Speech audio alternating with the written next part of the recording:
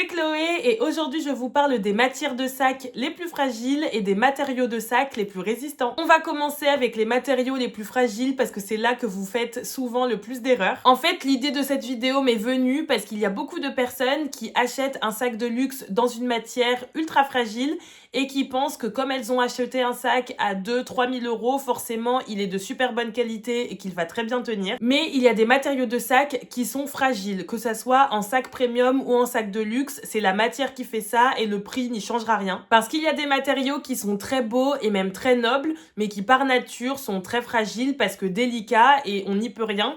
Donc c'est bien de le savoir avant de faire vos achats pour ne pas être déçu. La première matière de sac à main qui est ultra fragile, ce sont les sacs avec des poils. On en voit beaucoup depuis quelques temps avec la tendance du léopard. J'en ai vu chez Jacquemus, chez Céline et même chez Sandro. Et en fait, c'est super fragile parce que les poils, ils sont collés sur le cuir. Et avec les frottements des vêtements, la chaleur et l'eau de pluie, les poils, ils vont se décoller et il va juste rester la colle sur le cuir. Donc au bout de quelques mois, le sac ne va plus être très joli et c'est quasiment impossible à réparer. À moins de retirer l'ancienne colle, en remettre de la nouvelle et remettre les poils un à un, mais dans ce cas-là, c'est un travail super long. Et vous ne trouverez aucun artisan qui va vous faire ça, ou sinon ça va vous coûter le prix du sac neuf. Deuxième catégorie de sacs qui sont super fragiles, ce sont les sacs clairs. Parce que les sacs qui sont blancs ou beiges, c'est super salissant. On le voit très souvent, notamment avec des jeans bruts qui vont dégorger sur un sac blanc et c'est catastrophique. Parce qu'une fois que le transfert est fait sur le sac, c'est impossible à faire partir. Après, on est bien d'accord, les sacs blancs, c'est magnifique. Je suis la première à trouver ça ravissant. Mais du coup, il y a quelques règles de sécurité à respecter lorsque vous achetez un sac blanc. Évitez de porter des matières foncées et surtout les matières qui dégorgent, comme le jean. Un jean brut avec un sac blanc, c'est rédhibitoire. Il ne faut surtout pas le faire. Pareil, il faut éviter de poser son sac sur des surfaces qui peuvent être sales,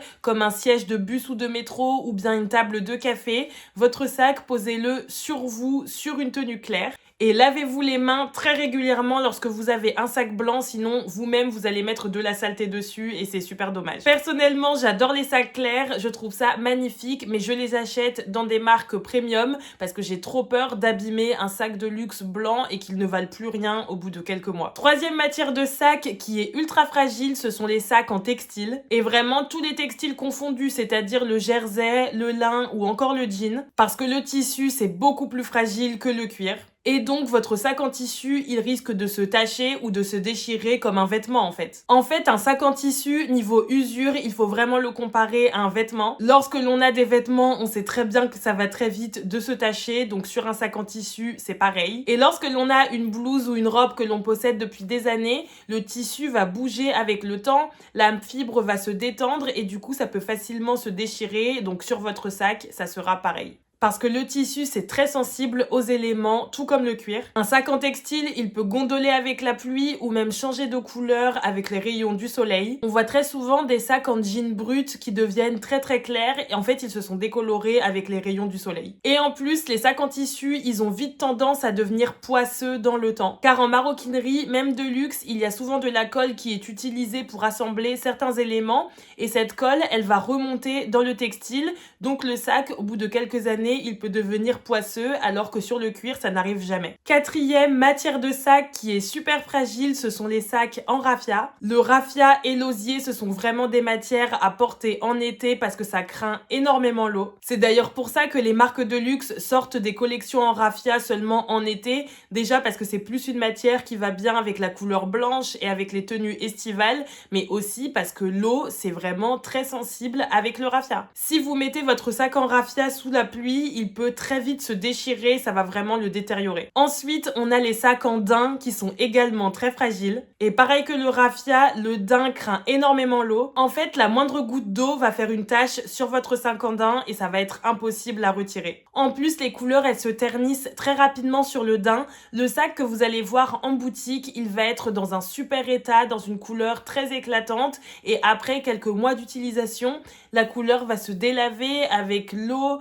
le soleil et même l'oxygène. Et ça s'explique parce qu'il y a plusieurs qualités de cuir. Parce que vous le savez, le cuir c'est souvent issu de la peau d'un animal, un agneau ou une vachette le plus souvent. Et cet animal, il a différentes couches de peau et selon la couche de peau qui est utilisée pour le sac, le cuir sera de plus ou moins bonne qualité. La meilleure qualité de cuir, c'est le cuir pleine fleur, c'est celui qui est utilisé par les grandes maisons de luxe comme Hermès, Chanel, etc. Et aussi par quelques marques premium comme Pollen ou Atelier Auguste par exemple. D'ailleurs, dites-moi dans les commentaires si vous voulez une vidéo spécifique sur les différentes qualités de cuir et sur les marques qui utilisent du cuir pleine fleur, c'est-à-dire le cuir de meilleure qualité. Parce que c'est un sujet dont on ne parle pas beaucoup alors qu'il y a des marques de luxe qui vendent des sacs plusieurs milliers d'euros et qui n'utilisent pas le cuir de meilleure qualité. Et il y a des marques premium qui vendent des sacs à 300 € et qui eux utilisent du cuir pleine fleur, c'est-à-dire un cuir d'excellente qualité. Donc dites-moi dans les commentaires si vous voulez voir cette vidéo et je vous prépare ça très vite. Donc pour en revenir à mon histoire de daim, le daim en fait c'est la croûte de cuir et c'est la partie qui est la plus proche de la peau de l'animal et c'est le cuir qui est de moins bonne qualité. Donc ça donne un look très sympa, mais c'est aussi pour ça que le daim ça s'abîme très vite et que les sacs en daim peuvent avoir plus facilement des défauts. Et la dernière matière qui fait que votre sac va être fragile, c'est le velours. Le velours ça s'abîme très facilement avec les frottements. Et lorsqu'on porte un sac, il y a tout le temps des frottements. Notre sac il va frotter à nos vêtements ou même si on le porte dans les transports en commun, ça peut frotter avec notre voisin de métro par exemple. Et pareil, le velours ça craint énormément l'eau. En fait, la moindre goutte de pluie, ça va faire une tache sur les poils du velours. Et comme la plupart des matières dont je parle dans cette vidéo, une fois que le velours est abîmé, c'est quasiment impossible à réparer ou ça vous coûtera aussi cher que le sac neuf. On a parlé des sacs les plus fragiles, je passe aux matières les plus résistantes. Je vais vous parler seulement de 2 matériaux parce que c'est vraiment ceux qui sont ultra résistants, mais bien sûr, il y en a d'autres. Mais là, je vais me focus sur le cuir de veau grainé ainsi que sur la toile enduite parce que c'est vraiment les matériaux à toute épreuve, mais il y a aussi le cuir box, le cuir d'agneau lisse qui sont plus résistantes que les matières fragiles dont j'ai parlé au début de la vidéo. Mais pour cette vidéo, j'ai fait le parti pris de parler des matières ultra fragiles et des matières ultra résistantes et de ne pas parler des matériaux un peu plus hybrides du milieu. Donc dites-moi si ça vous intéresse un jour que je parle des matières un peu plus hybrides qui sont ni fragiles ni très résistantes dans une prochaine vidéo. Première matière assez résistante, c'est le cuir de veau grainé. Parce que sur le cuir, il y a 2 finitions. Il y a le cuir lisse. Par exemple, mon sac Atelier Auguste en cuir box, c'est un cuir de veau lisse. Donc c'est un cuir qui est très beau, très chic, mais qui va se rayer assez facilement dans le temps. Et il y a le cuir grainé, comme mon sac Emily de Le Tanner. Là, il a un petit grain, donc il va être un peu moins fragile et plus résistant aux rayures. Donc vous pouvez voir la différence lorsque je les mets à côté. Donc là, j'ai vraiment pris les 2 extrêmes parce que le cuir box, c'est le cuir qui résiste le moins aux rayures. Mais il y a par exemple les sacs en cuir d'agneau lisse qui sont un petit entre-deux, entre vraiment là les gros grains et là ce cuir très lisse et très brillant. Et en fait, le cuir grainé, il va être plus robuste que le cuir lisse parce que les grains du cuir, ils vont un peu absorber les rayures et les griffures. J'ai dit absorber parce que en fait, c'est un cuir que vous pouvez quand même rayer. Mais comme il a déjà des petits grains et des petites rainures, ça va moins se voir que sur un cuir qui est tout lisse. J'espère que vous comprenez mes explications parce que dit comme ça, ce n'est pas forcément évident. Mais si je raye ce sac, bah, ça va se fondre dans tous les petits grains qu'il y a ici. Donc ça va moins se voir que sur mon sac en cuir lisse qui est vraiment tout lisse et tout brillant. Vous voyez, alors que sur ce modèle qui est tout lisse et super brillant, la moindre griffure, elle va se voir. Même là, vous voyez, il y a une petite tache, bah ça se voit plus vite que sur un sac qui a des petits grains qui peuvent absorber ça. Donc les sacs en cuir grainé, ils vieillissent assez bien dans le temps, même s'il faut quand même faire attention parce que ça reste du cuir et on peut pas faire n'importe quoi avec un sac en cuir, sinon on va forcément l'abîmer. Et comme je l'ai dit au début de la vidéo, si vous prenez un sac dans une couleur claire comme du blanc ou du beige, même s'il est en cuir grainé, faites attention au transfert de couleur. Et le cuir de veau grainé, il va être moins sensible à la pluie que les sacs en cuir box ou en daim, mais si vous portez votre sac sous la pluie, je vous conseille quand même de le couvrir. Parce que même si c'est moins sensible à la pluie, bah le cuir ça n'aime pas l'eau, donc à la longue ça va abîmer votre sac. Et deuxième matériau de sac qui est ultra résistant, j'ai l'impression que j'en parle dans toutes les vidéos, c'est la toile enduite. Et la toile enduite, c'est la matière des sacs et des petites maroquineries Louis Vuitton en monogramme, comme mon porte-monnaie ou mon sac Neverfull. Ça, ce n'est pas du cuir, c'est de la toile enduite sur les parties avec le monogramme.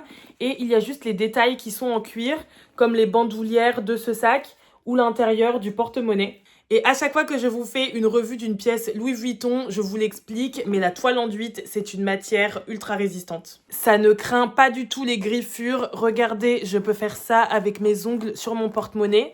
Il ne se passe rien, ça ne l'abîme pas du tout. Pareil sur mon sac, je peux le griffer aussi fort que je veux et là je n'y vais pas de main morte. Ça ne fait rien du tout, c'est super résistant. C'est pour ça que je conseille très souvent les sacs Louis Vuitton en toile enduite en premier sac de luxe parce que c'est des sacs que vous pouvez porter tous les jours, dans la rue, dans le métro, sous la pluie et ça ne va pas s'abîmer. Vous pouvez les garder pendant des années et ils vont rester nickel parce que c'est vraiment une matière ultra résistante. Parce que comme je vous ai dit, ce n'est pas du cuir, c'est une toile de coton qui est recouverte de PVC. Donc du coup, c'est très difficile à griffer et c'est résistant à l'eau. C'est pour ça que mon Everfull, même quand il pleut, je le prends et je ne m'inquiète pas du tout. Donc je disais, la toile enduite, matière la plus robuste, c'est résistant à l'eau et aux griffures. Et beaucoup de personnes n'aiment pas les pièces Louis Vuitton en monogramme ou en damier parce que c'est du PVC et du coup c'est moins noble que le cuir. Mais même si c'est une matière qui est vue comme moins noble, moi je trouve que c'est une super matière pour des articles de luxe parce que c'est super résistant et du coup des pièces que vous avez achetées chez Louis Vuitton en toile enduite, vous pouvez vraiment les garder toute une vie et les transmettre à vos enfants parce qu'elles ne vont pas bouger. Et personnellement, en tant que consommatrice lambda qui n'est pas multimilliardaire et qui n'achète pas un sac à 5000 € comme ça en un claquement de doigts, je trouve ça super de pouvoir avoir des pièces à un prix qui reste abordable, on s'entend parce que ça reste du luxe, mais qui ne vont pas bouger dans le temps. Mon portefeuille, c'est un vintage, il ne se fait même plus chez Louis Vuitton, il a été discontinué.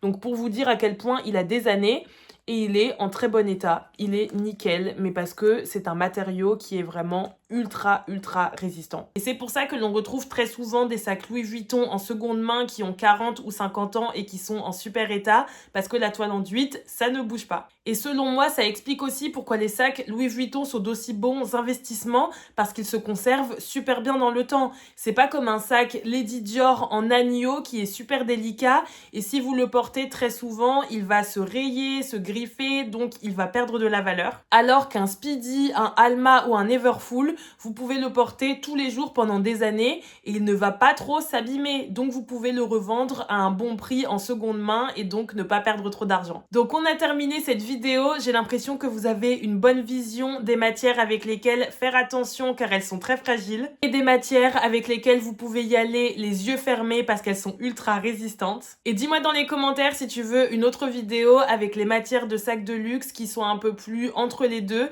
et également si tu veux la vidéo sur les différentes qualités de cuir et le cuir pleine fleur. Si tu as aimé cette vidéo, n'hésite pas à mettre un like et à t'abonner à ma chaîne YouTube. Et si tu veux voir plus de contenu mode et luxe, n'hésite pas à t'abonner à mon compte Instagram et à mon compte TikTok.